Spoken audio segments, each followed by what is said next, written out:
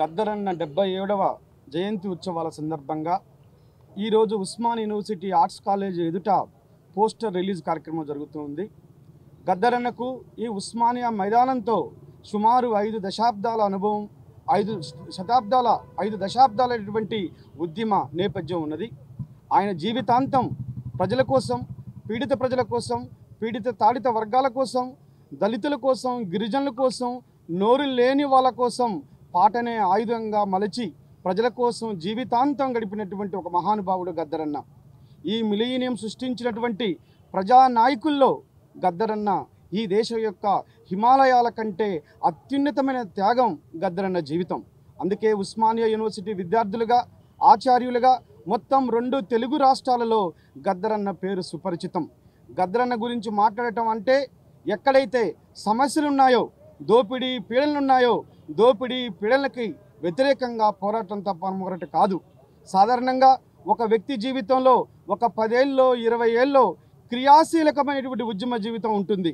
అలాంటిది గద్దరన్న జీవితంలో జీవితమంతా క్రియాశీలకంగా ఉండి జీవితమంతా చివరి రక్తపు బొట్టు వరకు ప్రజల కోసం, ప్రజల పాట కోసం, ప్రజల యొక్క సమస్యల పరిష్కారానికి తన జీవితాన్ని అంకితం చేసినటువంటి ఒక గొప్ప ప్రజా వాగ్గేయకారుడు గద్దరన్న. కాబట్టి గద్దరన్న యొక్క జన్మదినాన్ని జరుపుకోవటం అంటే ఇవాళ మన యొక్క త్యాగాలను, ఈ సమాజం అనుభవించినటువంటి పురిటి నొప్పుల గురించి మాట్లాడుకోవటం తప్ప మరొకటి కాదు.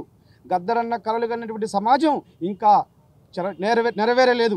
పెట్టుబడిదారీ వ్యవస్థకు వ్యతిరేకంగా, అమెరికన్ సామ్రాజ్యవాదానికి వ్యతిరేకంగా మొదలుకొని ఫీజుల వరకు, కార్మికుల కష్టాల, రైతులు, ఇళ్లల్లో పనిచేసే పనివార్లు దాకా ఆడపిల్ల జీవితంపై ప్రతి ఒక్క అంశంలో గద్దరన్న త్యాగం ఉంది. గద్దరన్న పాట ఉన్నది, మాట ఉన్నది.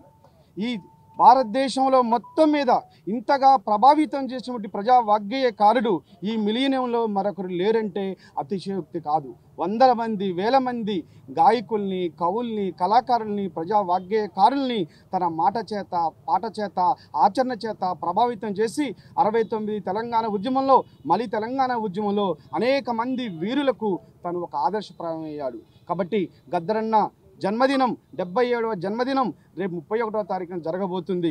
గద్దరన్ని ప్రేమించే అభిమానులు, ప్రజా ఉద్యమకారులు, ప్రగతిశీల విద్యార్థి ఉద్యమ అభిమానులు, సబ్బండ వర్గాల ప్రజలు ఇది ఒక అపురూపమైనటువంటి వేడుకగా జరుపుకోవాల్సి ఉంది, వారిని గుర్తు చేసుకోవాల్సి ఉంది. కాబట్టి పెద్ద ఎత్తున జరగబోయే గద్దరన్న జయంతి సభ ఇది సబ్బండ వర్గాలు తమ జీవితం గురించి, త్యాగాల గురించి, ఈ సమాజంలో రేపటి వెలుగుల కోసం జీవితాలను త్యాగం చేసినటువంటి వీరుల గురించి మాట్లాడుకునే ఒక సందర్భం రాబోతా ఉంది. కాబట్టి రాష్ట్ర వ్యాప్తంగా, దేశవ్యాప్తంగా ఉన్నటువంటి ఉద్యమ అభిమానులు, గద్దరన్న అభిమానులు ఈ కార్యక్రమంలో పాల్గొని పెద్ద ఎత్తున జయప్రదం చేయాలని, జయప్రదం చేయటం ద్వారా గద్దరన్న యొక్క ఆలోచనల్ని మరొక్కసారి ప్రజల ముందుచ్చే ఒక చారిత్రక సన్నివేశం రేపు జనవరి 31న జరగబోతుంది. కాబట్టి ప్రతి ఒక్కరూ వచ్చి తమ యొక్క అనుభూతుల్ని, ఆలోచనల్ని, అనుభవాలని గద్దరన్న మాట చేత, పాట చేత ప్రభావితమైన తీరుని, వారి యొక్క జీవితాన్ని మనం నెమరవేసుకునే మరొక సందర్భంలో అందరం కలుద్దామని, ఈ కార్యక్రమం విజయవంతం కావాలని ఆశిస్తూ ఉన్నాను.